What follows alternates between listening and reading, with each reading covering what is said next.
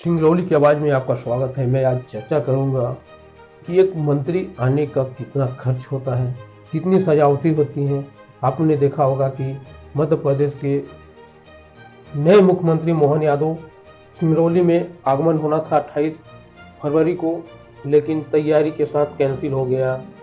पुनः वह 8 तारीख यानी 8 मार्च को सिंगरौली आ रहे हैं।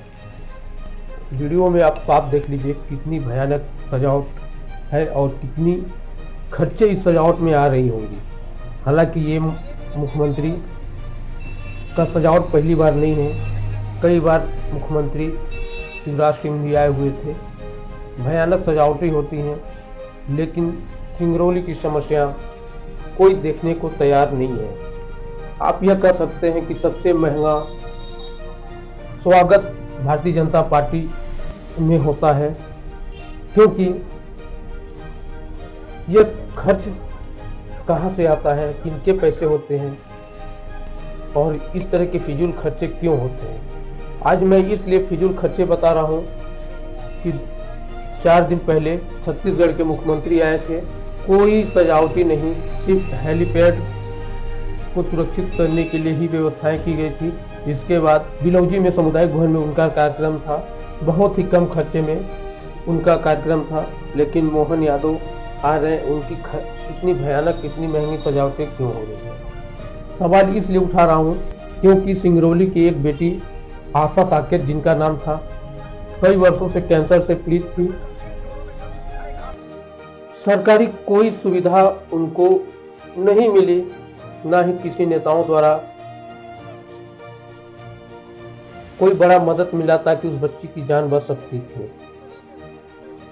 उस पीड़ित व्यक्ति का मृत्यु भी हो चुका था एम्स हॉस्पिटल में, जो कि सिंगरौली के आवाज एडिटर अतुल दुबे के माध्यम से 2 वर्षों से इलाज चल रहा था। उन्होंने जनता से आग्रह करके चंदे इकट्ठे करके उस बच्ची का इलाज करा ही रहे थे कि अचानक एम्स में इलाज के दौरान मौत हो जाती है। और पिता ने गंभीर आरोप लगाए हैं कि कई बार नेताओं के पास मैं गया मदद मांगने, लेकिन मदद नहीं मिली, ना ही कलेक्टर ना ही कोई अधिकारी द्वारा कोई मदद मिला। आखिर मदद क्यों नहीं मिला? क्या सिंगरौली में पैसे नहीं है? क्या इलाज नहीं होना चाहिए?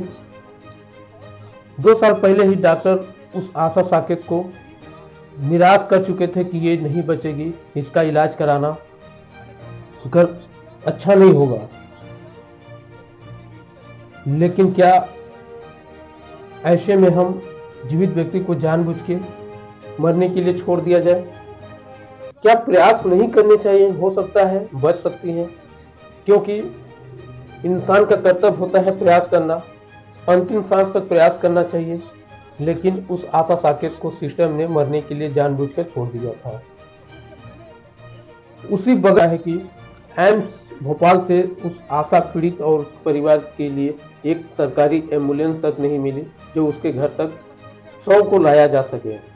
तो सोचा कि बनारस भेजूं, लेकिन स्वास्थ्य विभाग की एक मैडम ने यहाँ पर सीएमओ ऑफिस में रहती हैं, उन्होंने कहा कि बनारस मत भेजिए, आप बच्ची को भोपाल भेज दीजिए, एम्स हमारी बात हो गई है वहाँ पर, वहाँ अच्छा ट्रीटमेंट हो जाएगा।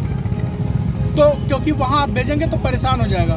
तो मैं भी बच्ची के उसके परिवार के सुविधा को देखते हुए बनारस नहीं भेजा। मैं सोचा कि जब सब कुछ व्यवस्था हो जाएगा, मैडम यहाँ की स्वास्थ्य विभाग की जिम्मेदार अधिकारी हैं, तो मैं भोपाल ही भेज देता हूँ। एम्स तो जाना माना संस्था है देश का, तो मैं वहाँ भेजा।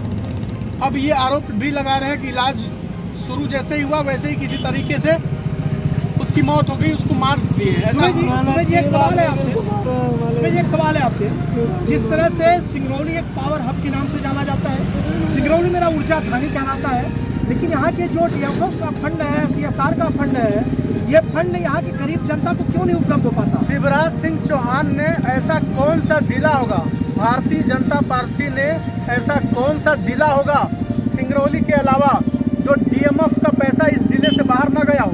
मैं एक बार अभी रिकॉर्ड पढ़ रहा था, सागर, दमोह, पन्ना, जबलपुर, रीवा, सतना, भोपाल, इंदौर, हर जगह बुधनी, हर जगह सिंगरौली का पैसा यहाँ से बाहर गया है। या एक बच्ची का इलाज तो दूर, लाश को लाने तक के लिए इनके पास पैसा नहीं था। मतलब इतनी सी गिरी हुई सोच के साथ इस सिंगरौली में आप काम कर रहे हैं, जरा सी भी मानवता नहीं बची थी। तो ये सारे प्रश्न हैं और इन प्रश्नों को यूं ही मत घुमाइएगा कोई, क्योंकि बहुत लंबा और कड़ा संघर्ष करके ये उदाहरण प्रस्तुत हुआ है। ये हर कोई अपने ऊपर लागू करिएगा कि यहाँ पर मुख्यमंत्री छत्तीसगढ़ के आए हुए हैं, इनके पीछे पीछे इनके चापलूस लगे हुए हैं, अधिकारी भी चाटुकारिता करने के लिए पहुँचे हुए हैं, लेकिन सिंगरौली की बेटी मर गई, उसके साथ कम से कम खड़े होने के लिए भी कोई नहीं आया। तो ये उदाहरण हर कोई अपने पर लागू करे, भविष्य में स्थिति बदले, सिंगरौली का फंड यहाँ लोगों को लगे। हम तो यही चाहते हैं। एम्बुलेंस की व्यवस्था किसके तरफ से की गई है? क्या परिवारजनों की तरफ से लाया गया, सरकार की तरफ से की गई? सरकारी व्यवस्था कुछ भी नहीं मिली। एम्बुलेंस की व्यवस्था मैडम ने कुछ 2000 रुपये की राशि भिजवाई, कुछ अस्पताल से दिया गया। हम लोग बाकी का अमाउंट पे करेंगे और आप सबके माध्यम से थोड़ा थोड़ा अमाउंट और सोशल मीडिया के माध्यम से मैंने भी अपील किया है, जो अमाउंट आता है मैं इसके परिवार को जाकर के सौंप दूंगा। कम से कम लाश के साथ, सम्मान के साथ अंतिम संस्कार हो सके। धन्यवाद। अतुल दुबे, सिंगरौली की आवाज़ न्यूज़। फिर मिलेंगे नेक्स्ट वीडियो में, तब तक के लिए इजाज़त दीजिए। नमस्कार।